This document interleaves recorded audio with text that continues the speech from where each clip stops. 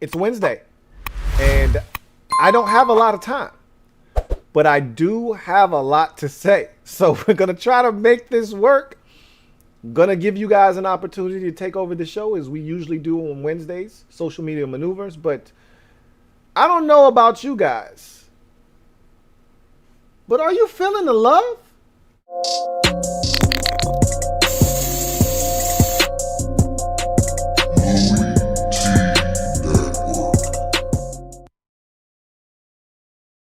Who else could it be?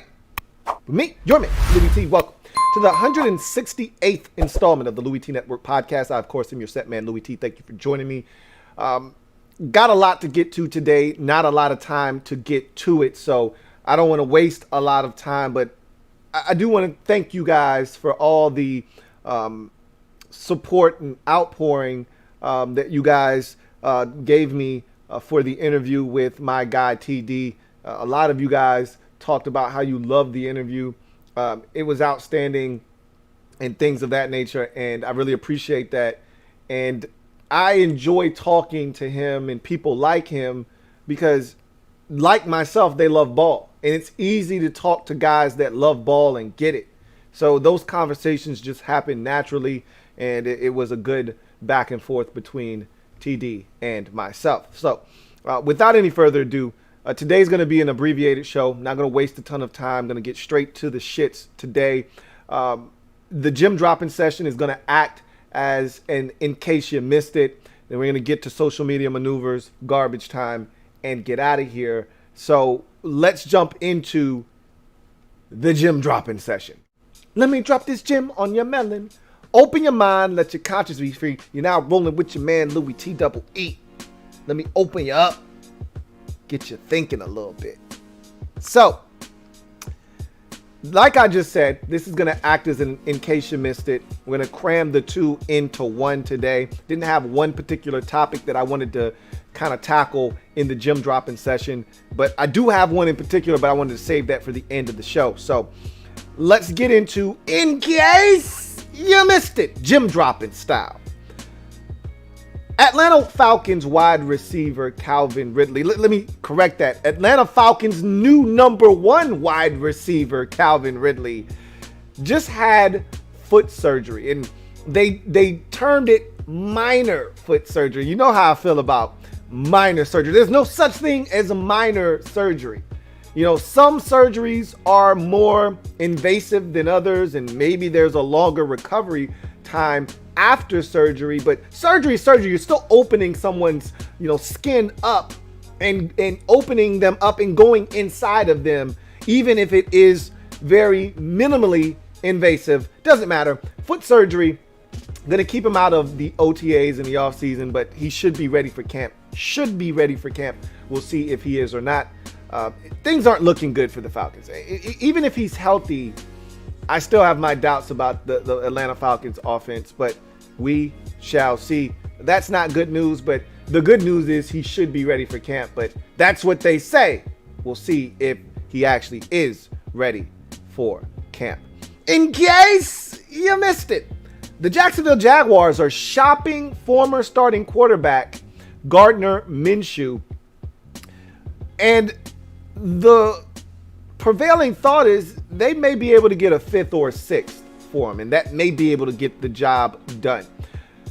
I had a Washington fan just urging me, hey, Washington should go after Gardner Minshew, man. This guy can play. And I'm like, I like Gardner Minshew. I didn't love him coming out of Washington State. I didn't think he was going to get drafted, and he did. And he actually played really well in his rookie season, and the whole mustache thing took off in Jacksonville. He was the starter going into last season, and everything fell apart. And then Jacksonville pulled one of the biggest draft dump heist of the last, I'd say maybe 5 or 10 years.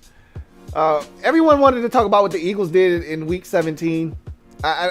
Cool, whatever. The Jacksonville Jaguars literally tanked their season by not starting Gardner Minshew. And I don't care how poorly he was playing. He was better than the alternative, which was long neck Mike Glennon, and Jake Luton as a rookie. Okay, trying out Jake Luton, I get that. Rookie, you want to see what he has, okay. But long neck, come on, man, seriously. So they knew what they were doing, and it worked. They got the number 1 pick in the draft. They got Trevor Lawrence, and they were able to lure Urban Meyer to Jacksonville. So it all worked out for him. But now Gardner Minshew wants out of Jacksonville. He did not report for the voluntary minis. Doesn't plan on showing up for the involuntary. We'll see. It's one thing to not show up for the voluntary. It's another thing to not show up when the mandatory minis hit and the money actually can start being docked. That's when dudes, you get people's attention then. So we'll see how bold he is when the real mini camps start and he's supposed to be in attendance. Aaron Rodgers can pull that off, and Deshaun Watson can pull that off. They got the bread to do it. Old Gardner Minshew, don't know about that. We'll see what happens. But the Jaguars may be looking to move Gardner Minshew, who wants out and a chance to start in the league. In case you missed it, I talked to my guy TD on the last episode, and I asked him, how are the Tennessee Titans going to find the money to fit Julio Jones under the cap? And he said they're going to go to the bank of Tannehill. That was one of their options. They could go to the bank of Tannehill. He said there were other options, Rodgers, Saffold, and Taylor Lewan, and guys that wanted to win. But he said the first thing they can do is go to the bank of Tannehill. And that's exactly what the Titans did. He was spot on as usual. The Titans went to Ryan Tannehill. He restructures his deal. They free up $15 million. Well, what do you know? How much is Julio Jones supposed to cost this year? Yeah, roughly $15 million. Well, what do you know? They restructure Ryan Tannehill's deal, and it frees up, you guessed it, $15 million. They already had $3.3 million sitting around. You add the $15 million, and they're just fine now. They're going to get him under the cap and be able to do it with mad change to spare. So look at that. My guy TD was all over that. In case you missed it, the Green Bay Packers are going to sign linebacker Devondre Campbell, who started all 16 games last season for the Arizona Cardinals. The veteran linebacker is going to go and provide depth for the Packers linebacking core, and we'll see how he fares in Green Bay. This will be his third team, if I'm not mistaken. Third team in 3 years, might be third team in 4 years. But definitely his third team over the last 3 or 4 seasons, going back to the team that drafted him, Atlanta, then Arizona, and now the Green Bay Packers. Speaking of the Packers, in case you missed it, Aaron Rodgers officially skips mandatory minis. I told you it wasn't a big deal when he decided he wasn't showing up for the voluntary OTAs, because veterans do it all the time. They don't show up. It's not a big deal. We see it all around the league. It's not mandatory. Guys are working out elsewhere. It's fine as long as they're there for the mandatory minis. It's all good. Well, now the mandatory minis have rolled around, and they started yesterday, and he was not in attendance. Again, not a big deal. I don't think he really cares to show up to these things anyway. But, in the past when there wasn't any beef, all right, whatever, I'll be a good soldier and I'll play by the rules.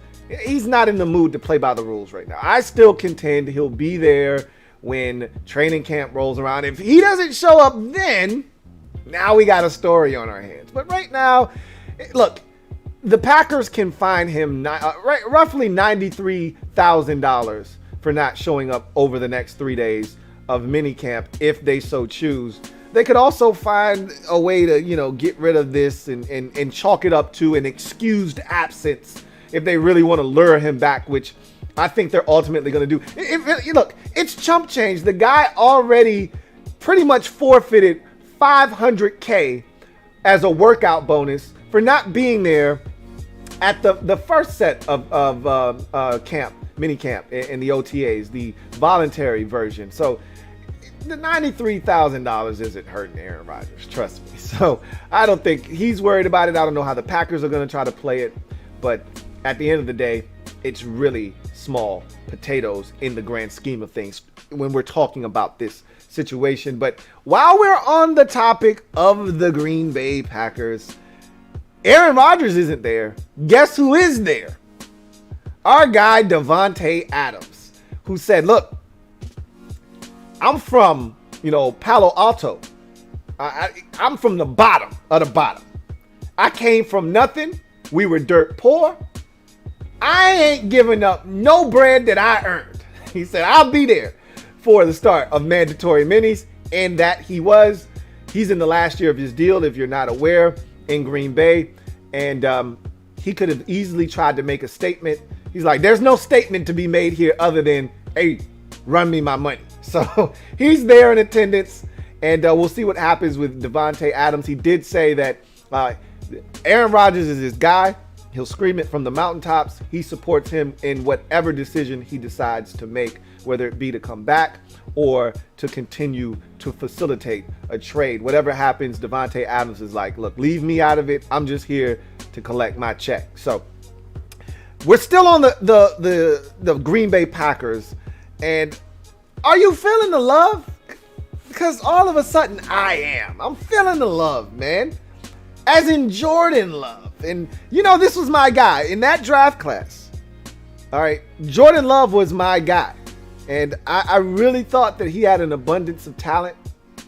And I felt like he could potentially be a game changer.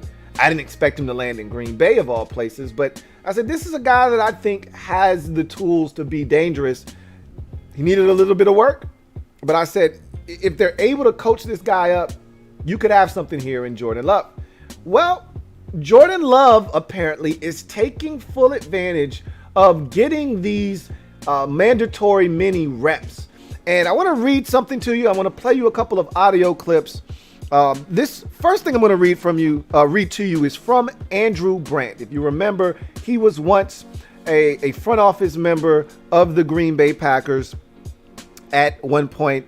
And he was there during the whole Brett Favre, Aaron Rodgers saga. So he knows how this thing can kind of play itself out. And I'm going to read you something from Andrew Brandt. I'm going to play you a little soundbite from Andrew Brandt because he and I kind of share the same sentiment about this situation. But Andrew Brandt tweeted this out, I believe it was yesterday. And he says, Packers will never admit it, but they would be fine with Aaron skipping minicamp. And then in parentheses, he writes, and maybe some training camp. When Favre stayed in Mississippi those off seasons, we got to see Aaron run the team in the off season. Great evaluation period. The Packers now do the same with Love. So what he's essentially saying is, while it's not beneficial for Aaron Rodgers to be away because of the distance between the two in terms of being amicable and finding a middle ground to this situation and getting him back in Green Bay, they would much rather him be in Green Bay and have an open line of communication so that they can mend fences. While it's not advantageous for him to be away for that to take place, it is advantageous for the Packers to actually get a look at Jordan Love during this time frame to see how he runs the team, runs the offense, and is able to kind of show what he's learned over the last calendar year sitting behind Aaron Rodgers on the roster. So that makes a ton of sense, and I think this is invaluable experience. And Andrew Brandt, this is his stance on whether Aaron Rodgers is getting traded. This was him in April. Now, he could feel differently now. I don't think he does. He was one of the ones, much like myself, that said Deshaun Watson isn't getting traded. And so listen to Andrew Brandt, who feels like he's got a little bit of extra perspective on this, being that he was once in that Green Bay Packers organization, and he once was in a very, very similar situation to the one going on right now, where they drafted Aaron Rodgers to be Brett Favre's replacement, and it was a little dicey there for a little while. Listen to Andrew Brandt explain. Hey, coming to you, some reaction to Aaron. I do these now and then, and obviously I'm wearing my Packers shirt, so bringing in my experiences here. I see that he's unhappy. I see that he wants out. All this hyperbole about what's going on with Aaron today. I just harken back to 16 years ago. We take Aaron with the pick. Everyone hated the pick. We got booed everywhere. We got F's from the media about the pick. But the real key to that was managing relationships. It was hard.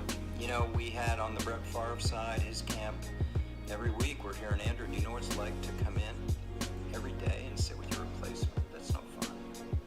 And then from Aaron's side, is he ever going to play? You know, is he ever going to play? I mean, Brett's never going to retire. Is he ever going to play? Because players want to play. So that was tough, you know, and there was some frost between the two of them for a while. So we tried to manage as best you can. You have to try to be as professional, tactful, empathetic, compassionate as you can, but you don't have the answers.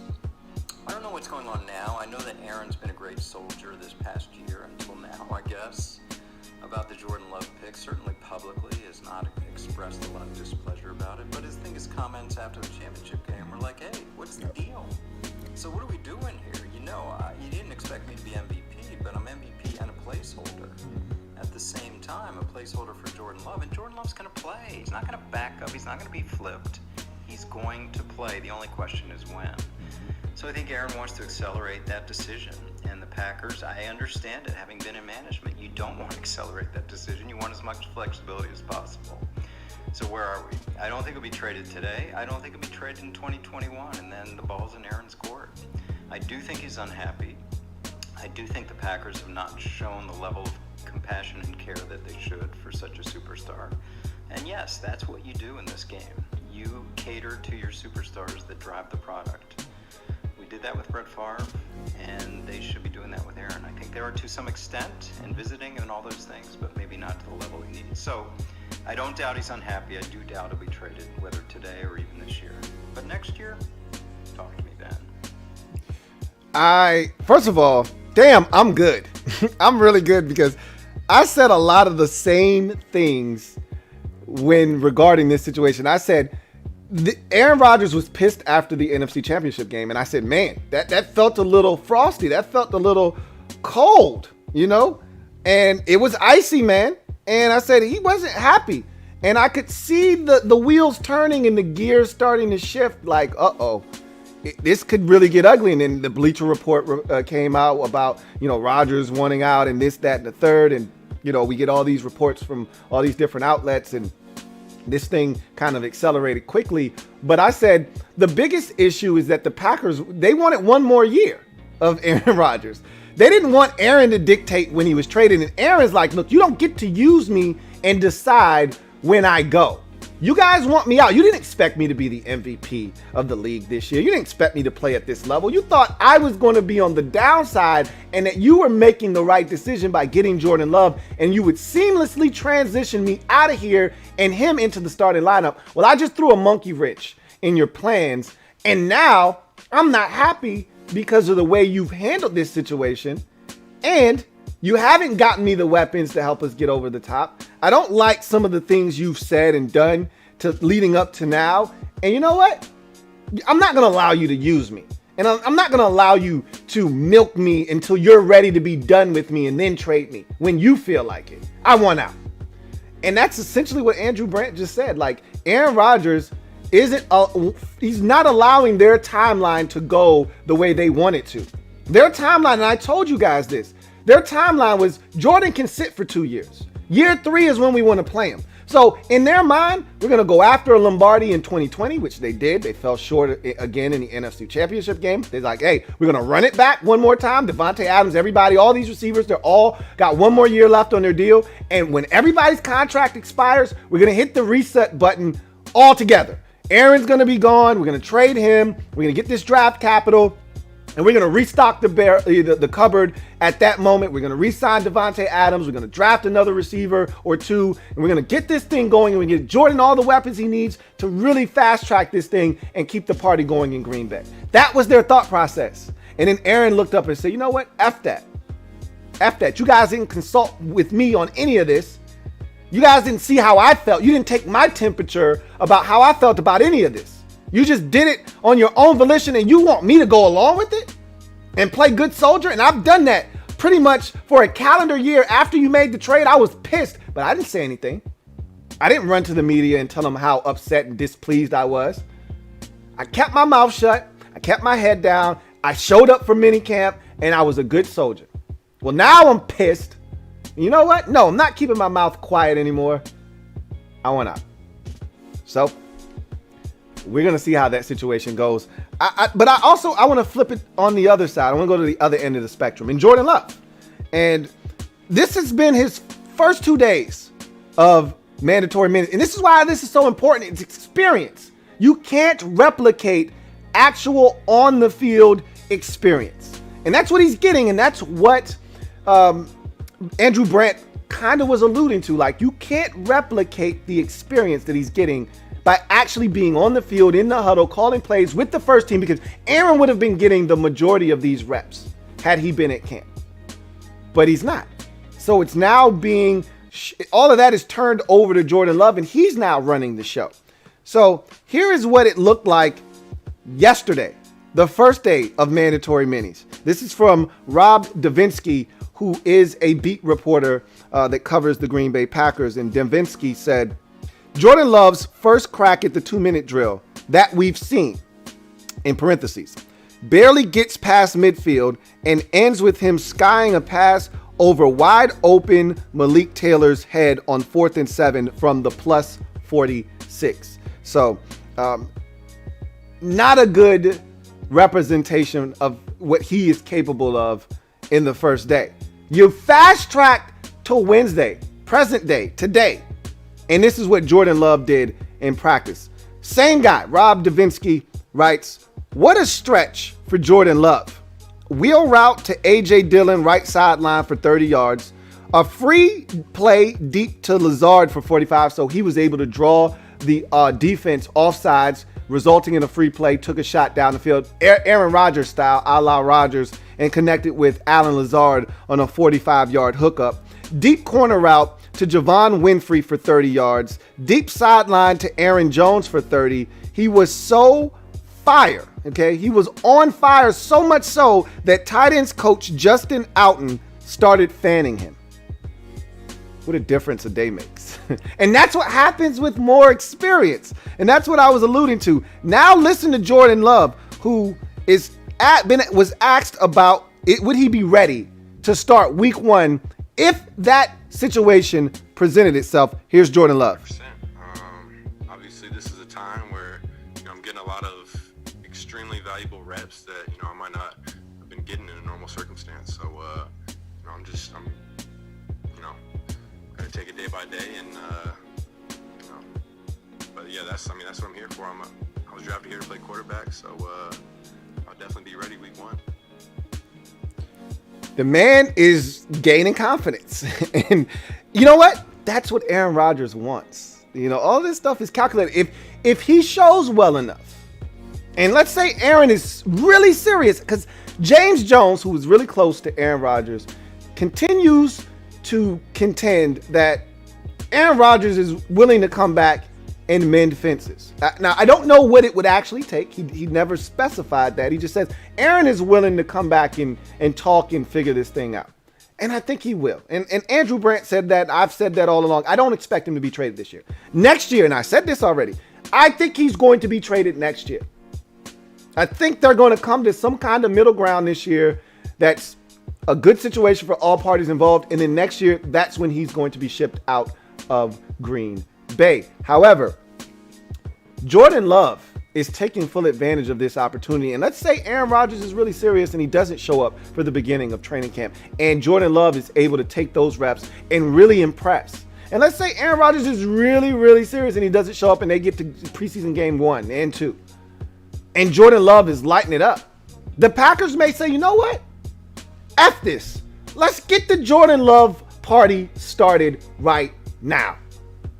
And he's talented enough to sway some people in that organization. They took him because they loved him, his talent and what he brought to the table. They saw a lot of Aaron Rodgers, a lot of Patrick Mahomes in Jordan Love. They saw a lot of those attributes. This guy is a playmaker. Now, he'll make some mistakes. He'll throw into some tight windows. Those are all growing pains that come with young quarterbacks. But he's also got talent that you can't coach. And they fell in love with him, and that's why they moved up in the draft to select him. And if he shows them that he's ready, I don't know. Maybe the Packers, just maybe. And I don't know if that's what Aaron's thinking, or if he's just like, look, I'm just staying away because I don't want to be there right now and I would like them to trade me. Or if he's saying the more they see of this kid, because Rodgers knows this dude's talented. He's seen him in practice. He knows what this guy's capable of. He might say the more they see of this kid, the more they may be ready to move on from me and give me what I want. I don't know. I'm not saying. I'm just saying. In any event, that's going to do it for the gym dropping session today. We will transition to social media maneuvers. So line up all of your questions, comments, concerns, and we'll get to those on the other side of this break. You are tuned in to the 168th installment of the Louie T Network podcast. I thank you guys for joining me. I will see you on the other side of this break. I want to take this time out to thank Manscaped for sponsoring the Louie T Network podcast. Manscaped has the right tools to get the job done quickly, safely, and hygienically. Father's Day is just around the corner, and you probably need a gift for your hairy dad. Make sure your dad is proud this year and get him and yourself the Manscaped Lawnmower 4.0 and Ultra Smooth package. You know what they say, like father, like son. The brand new Lawnmower 4.0 and Ultra Smooth package is perfect for you and the dad in your life to complete your grooming game. Let me give you a little bit more information on both of those outstanding products, starting first with the Lawnmower 4.0 trimmer, which is now available in both the US and in Canada. So what makes this waterproof trimmer different from all the other trimmers? This 7,000 RPM trimmer features skin-safe technology to keep your balls in check and has helped reduce manscaping accidents around the globe. A new multifunctional on and off switch can engage a travel lock created for jet setters. The Lawnmower 4.0 gives you the ability to turn the 4000K LED spotlight on and off when needed for a more precise shave. Additional guard lengths with sizes 1 to 4 let you trim to your liking. Then you get to the Ultra Smooth package. Comes in 3 different steps to take care of your family jewels. Step number 1, the crop exfoliator. Infused with ingredients that can soothe, clear, and keep the skin on and around your groin feeling refreshed, reducing the risk of ingrown hairs by your delicacies. Gotta keep those guys nice and safe. Step number 2 is the crop gel. See where you're shaving with Manscaped's unique clear shaving gel just for your groin. In step 3, now it's time to clear out the bushes. Time to shave. The crop shaver now comes into play, which was designed for shaving the groin area with confidence. 3 precision blades, including extra wide lubricating strips and a pivoting head for the ultimate groin grooming experience. All 3 of these are vegan, which you know I love because I am vegan. Cruelty-free and sulfate-free products are included, so you know your manhood is in good hands. Stop imagining your dad has it covered because he probably doesn't. More likely than not, he probably doesn't, okay? Get 20% off plus free shipping when you use the promo code LouieT. That's 20% off plus free shipping when you use the promo code LouieT at manscaped.com.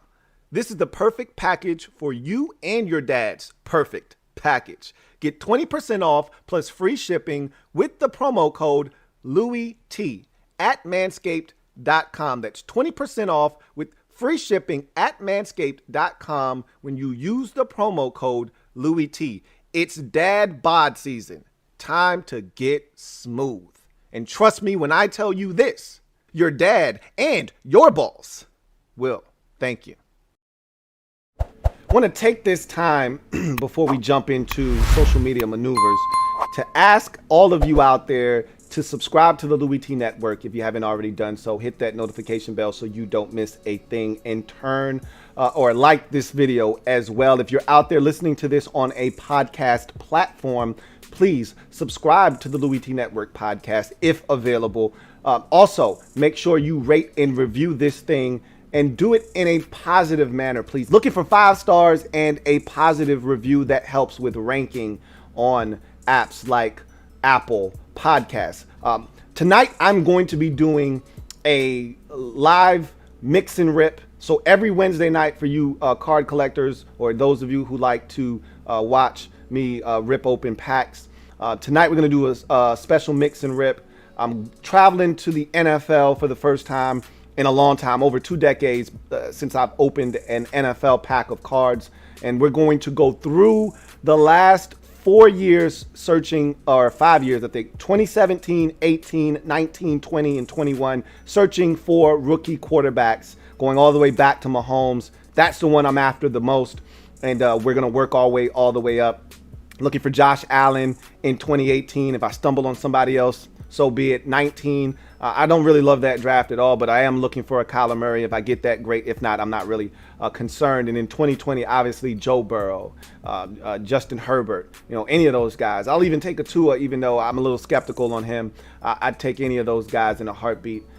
So really looking forward to doing that later on tonight, 8:30 here on the Louie T Network, if you are interested. That said, let's get to social media maneuvers and see what you guys have to say. Knock out these comments real quick, and then we will transition into garbage time. As I told you, we are short on time today, so I'll run through these really quick. Captain Spartan writes, still no Steelers questions besides me just still being upset over not getting Creed Humphrey. You got to get over that, man. I know you wanted him badly, but your team spoke. They had an opportunity to take him, and they didn't. They went in a different direction. You got to let that go, man.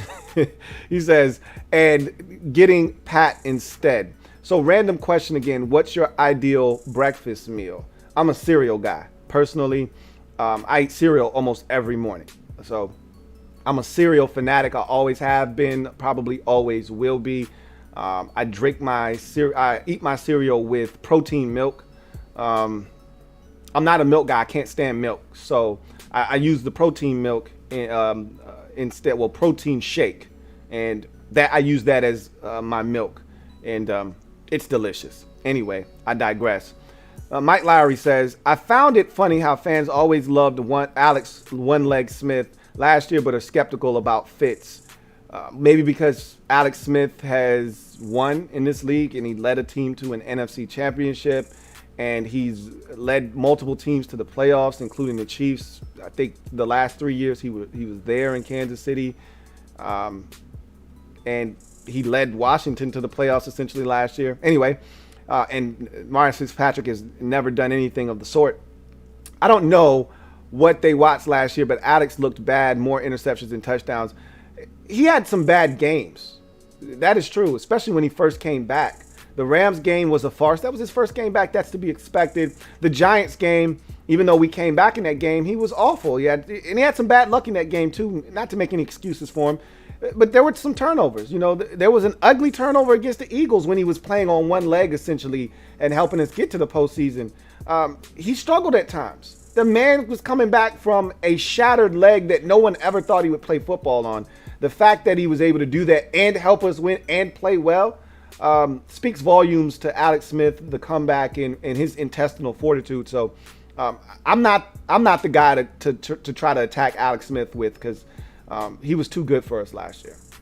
The narrative about him being a safe quarterback needs to be thrown away. That's false. That's a false narrative that you're trying to push off, because you can't take 1 year of Alex Smith coming back off of an injury that 99% of players would not have come back from and say that, oh, he's a turnover machine. He's not a safe quarterback.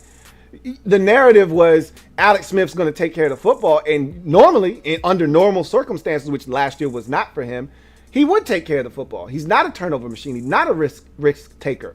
Well, last year he was a bit of a risk taker at times, and he did turn it over. But that's an anomaly for him. That's out of the ordinary. That's not what you normally get from Alex Smith. So that narrative that you talk about is a legit one. It wasn't last year, but you can't throw away 15, 16 years of a track record for just one season. And you could go back to his first 3 or 4 years in the league where he probably wasn't very good from a touchdown and interception ratio standpoint. But after he got his bearings under him, and I think it was probably his 5th or 6th year in San Francisco, there's probably not another year where he had more interceptions than touchdowns until last year. So, for whatever it's worth. Anyway, I digress. Silver V says, wondering if you are going to be the leader in loving and appreciating Curtis Samuel like you always call for a team to do the Carlos Hyde. So there's a difference in what Carlos Hyde brings to the table and Curtis Samuel does. Obviously, Curtis Samuel wasn't necessarily loved by the Carolina Panthers, or at least not as much as Washington did, but Washington isn't going to cut him after a year or trade him away mid-season, and then he's going to bounce around to 15 different teams and never, play 2 consecutive years in the same place. Curtis Samuel's going to be in Washington for the next 3 years because he signed a 3-year deal, and I don't see them getting rid of him before that deal is up. And they may extend him before the deal is up and keep him because he's only 25, and when that deal expires, he's only going to be 28. So he could very well get another contract from Washington before it's all said and done. Long story short, I don't see Curtis Samuel being in the same boat. Carlos Hyde at one point played for like 4 different teams in a calendar year. Like, that's not going to be Curtis Samuel's life. I think I will gain a greater appreciation for Curtis Samuel when I see him in a burgundy and gold uniform. I respect what he did in Carolina and how he was so multifaceted and multidimensional, but that wasn't in a Washington uniform. I don't like drooling over players that haven't done it for 5 to 7 years and have established themselves and in the league, and then come to Washington and then you just think they're going to do what they did for their last team. I've been there, done that too many times. I need to see him do it in a Washington uniform before I get excited, and so we'll see what happens there. Anyway, Captain Spartan says, I've mostly gotten over it by realizing Pat will be a stud, but it's just the wound is still fresh. Also, you should try to get a Chase Young rookie like you did with Ja. Again, if I stumble on a Chase Young rookie, great.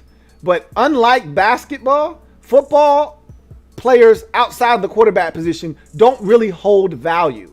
So if you're not, I'd imagine an Aaron Donald rookie might be worth something, but that's because he's like the best player in all of football, not named Patrick Mahomes. But other than the quarterbacks in the league, you're not going to find cards that really retain true value over time.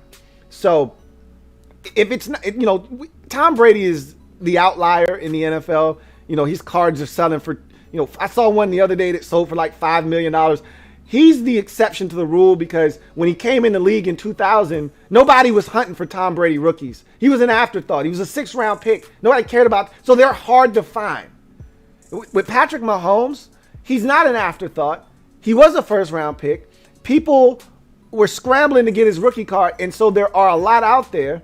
But it's still Patrick Mahomes, and he's still going to be the closest thing we get to Tom Brady. So his value is going to soar. So quarterbacks in the NFL, they retain their value if they're really good. Other players don't seem to do that. Like a J.J. Watt card, if you find a J.J. Watt fanatic that's willing to pay for it, great. But, you're not going to just be able to say, hey, it's J.J. Watt. Like in the NBA, in the NBA and in the MLB, you got guys that they're just superstars. So their card, it doesn't matter. It's a base card. Like in baseball, Mike Trout, it doesn't matter. It's a base card. It's Mike Trout. It's worth money. LeBron James in the NBA, it's a LeBron James card. It's worth money. Like even if it's a base card, it's if you get an insert, even better. It's LeBron James. It's worth something. You know what I mean? In the NFL, you can't say that. Like stud players, just because they're a stud doesn't mean their card is worth anything. So. I still want to Chase Young rookie. Absolutely. Why not? It never hurts to accumulate rookie cards. That's always the goal, because you just never know what's going to happen. Anyway, Mike Lowry says, that was Alex before the injury. You're only as good as your last year. That's true. That's why he's not back in Washington. But that still doesn't change the fact that he's a safe quarterback and he protects the football more times than not. He was banged up last year and he didn't, but I've said this a million times. It's a Janet Jackson league. What have you done for me lately? Do, do, do, do, do. Ooh, yeah. And that's why he's not back in Washington. Because we could see the writing on the wall. We can do better than Alex Smith at the quarterback position. A compromised Alex Smith at the quarterback position. To your point. Captain Spartan says, you think Alshon Jeffrey never, ever trust a man with 2 first names? done with the NFL, not by choice. I just don't see anyone signing him, taking a risk on him, playing a full season. I don't see anybody beating down his door for his services. However, if a few injuries take place and he stays in shape, I could see him getting a call. I could see him getting a call after week 1. Nobody wants to pay him a guaranteed veteran salary. However, I can see somebody calling him week 2 after some injuries have happened and they need a veteran receiver to come in that can pick up the playbook quickly. Sure, I could see a situation week 6, a bunch of injuries have hit a team that expects to compete for something and they need somebody to be a Band-Aid at the receiver position. I could see somebody calling him up. But for right now, no, I don't see anybody making that call unless, there are dire straits during camp. I just don't see anybody making that call right now with Alshon Jeffrey. So yes, he could be done. I could see somebody calling him during the season, however.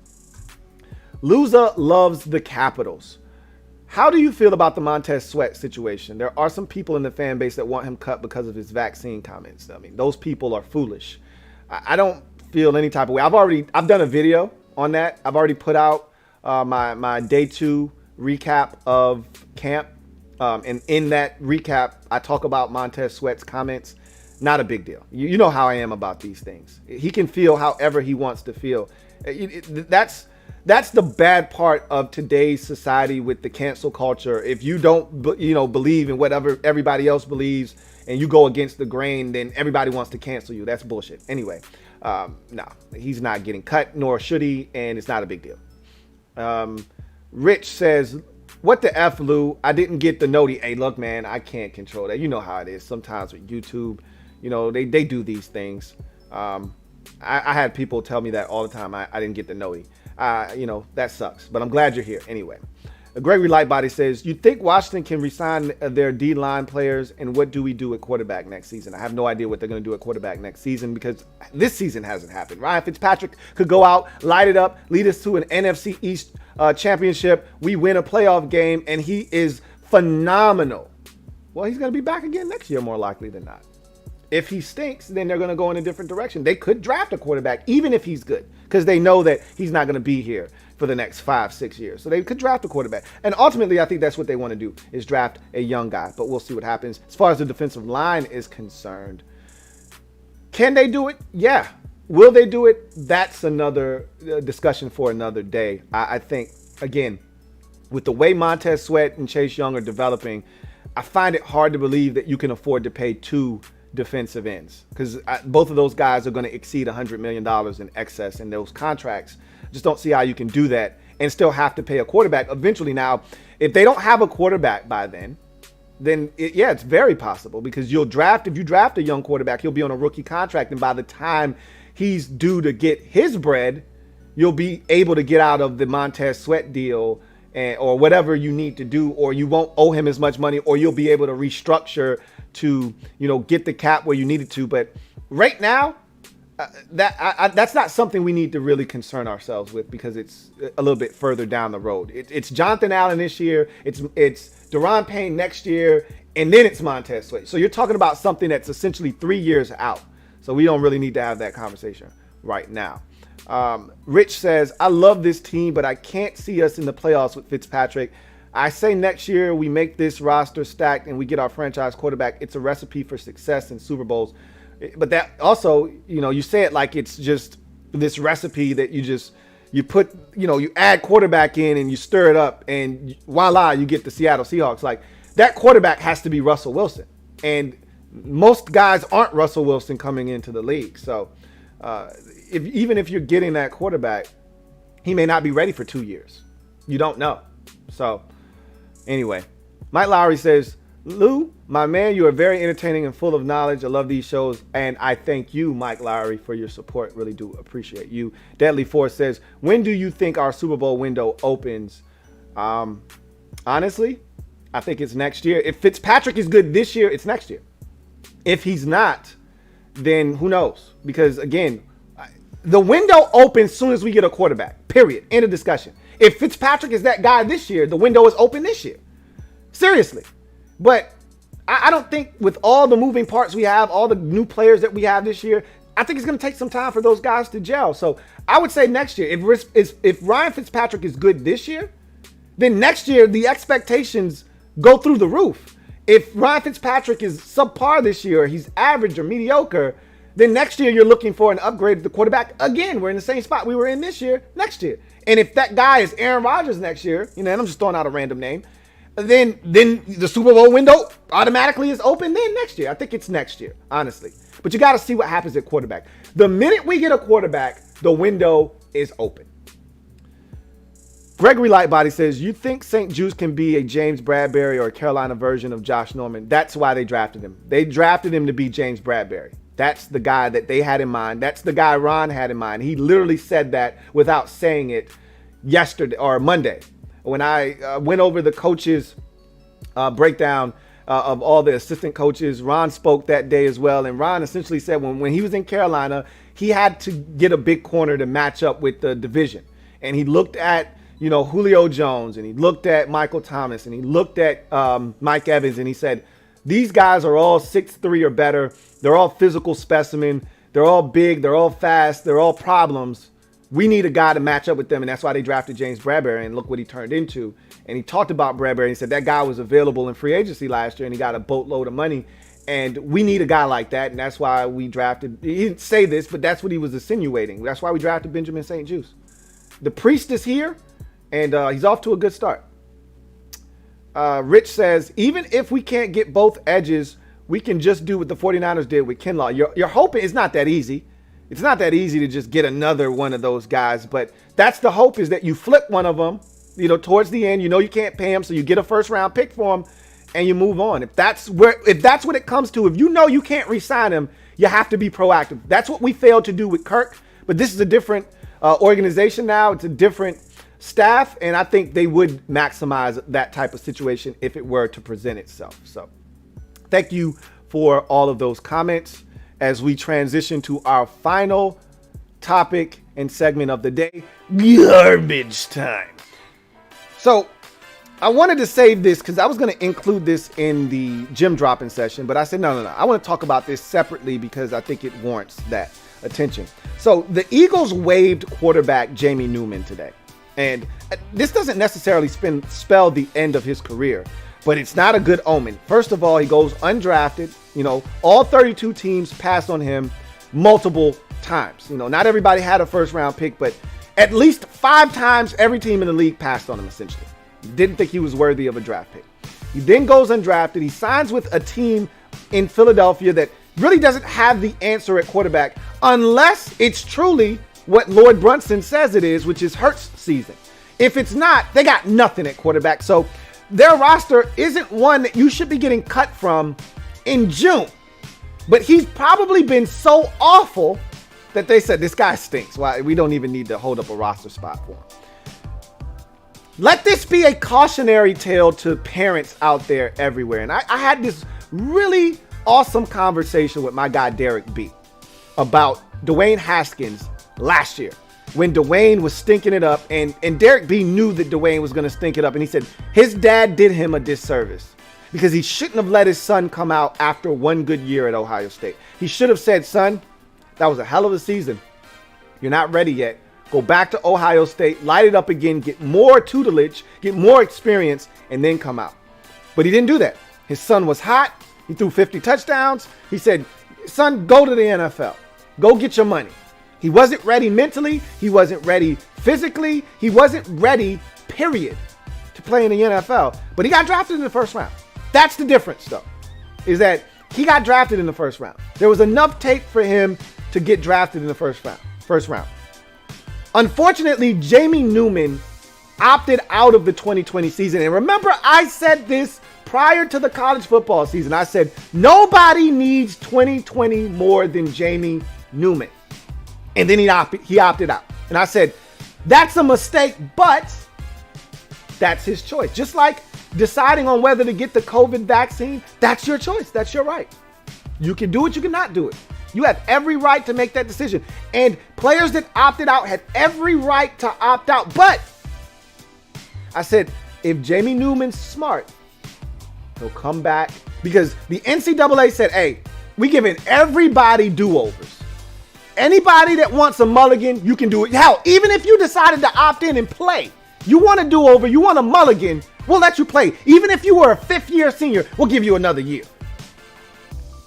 So Jamie Newman had the opportunity to come back to college, to go back to Georgia, and prove to everybody that he could play football. And for some inexplicable reason, he decided he didn't need another year of seasoning, that the Wake Forest tape was good enough that people could go back to 2019 and see what he did for Wake Forest, and that was good enough. That was the worst tape I've ever seen, and I'm over-exaggerating, okay? Hyperbole. But I'm trying to hammer home the point that the people around him, his parents, his handlers, people should have said, hey, Jamie, bro, I know you want to go to the league. You're not ready. That shit at Wake Forest, that's not good enough. That long, drawn-out read option shit y'all running, that's not good enough, Jamie. That's just not going to get you drafted, bro. You need to go back to school, playing a pro-style offense at Georgia against SEC talent, and show what you can do for a year. And then, if you want to parlay that into entering into the NFL draft and having an opportunity, then you do that. He didn't have to leave Georgia. He did that on his own volition. How foolish does that look now? And I said at the time, what is he doing? Why? I wasn't upset about the opt-out. He had every right to do that. We didn't know about COVID. When he made that decision, he didn't know. What are we up against here? I need to do what's right for me and my family. But he could have come back. That's where the mistake was made. He could have played college football in the upcoming season. He didn't have to go into the league. Why?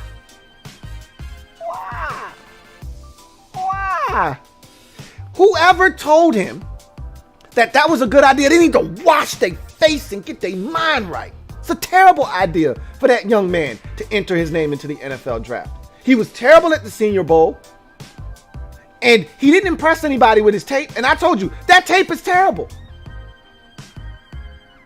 And apparently 32 teams in the NFL agreed with me because he didn't get drafted. But I said, you know what? Maybe Philadelphia isn't the worst place for him to land. They got Jalen Hurts, man. Like, by week 7, they might be turning the reins over to old Jamie Newman and giving him some runs, seeing what he can do. The man didn't even make it out of June. Yikes. You know what this feels like? This feels like when the NBA didn't have the one and done rule, when you could leave straight from high school and enter your name into the draft. Once you hired an agent and you put your name into the NBA draft, you couldn't go back to school and play ball. That was it. You had your chance. You bypassed your chance. Now you got to make it. You know how many guys that had true talent that if they went to college and played for a year or 2 or 3 could have made it to the NBA and actually had a career? You know how many guys fell by the wayside because they decided, I don't want to go to school. I don't want to worry about having to go to classes. I just want to play ball. So I'm going to skip the entire process and jump to the NBA and didn't get drafted. You know how many guys fell by the wayside that could actually play ball? But somebody didn't get in their ear, or nobody got in their ear and said, hey, look, young fella, go to school. You may not want the education that they're giving you, but use the platform to get better and propel yourself into a real prospect that could get drafted into the NBA and have a career. This feels like that to me. It's not apples to apples, but somebody needed to get to Jamie Newman and say, Jamie, this isn't the right decision for you.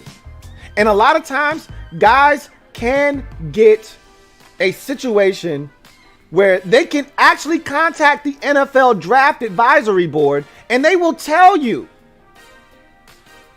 where you're projected to be selected. And a lot of times, your agent will tell you, or anybody close to you will tell you, if it's not 3rd round or better, don't come out. Go back to school. I don't know if he contacted them. I don't know what was said to him, but he couldn't have been blindsided by being undrafted. He had a poor week at the Senior Bowl. Nobody was talking about. His name wasn't buzzing during draft season. This should not have come as a surprise to him. He did himself a disservice. And it didn't have to happen. He's got talent. But he never allowed the process to play itself out. And that's unfortunate. It really is. We'll hear about Jamie Newman playing in the CFL, or we'll hear him playing in one of these random ass leagues, XFL, or the new league I just talked about coming back, and the USFL. We'll hear about him in one of these leagues. Nobody will care. He had a chance to have an NFL career, and it may not be over. He may get a run with somebody else. Somebody else may kick the tires and let him sit on the bench like Josh Rosen, and he may get an opportunity down the road. But more likely than not, if the Eagles are spitting this guy out in June before we even get to training camp, it ain't looking too good for Jamie Newman in the league. And that's unfortunate. That's going to do it for me, your man Louie T, on the 168th installment of the Louie T Network podcast. I thank you guys for joining me. I will be back on Friday to chop it up, talk all things National Football League. But I told you this was going to be an abbreviated podcast. We got in, we got out. So I appreciate you guys chopping it up with me for this hour or so. But in any event, I'm going to glide to the side and allow you to continue doing what you were doing before I interrupted your regularly scheduled programming. And so get off the bench, get in the game, and kick it with me, your man Louie T, on the next time we come and get it on here on the Louie T Network podcast. Until then, you guys have a good one. God bless and good night. Louie T.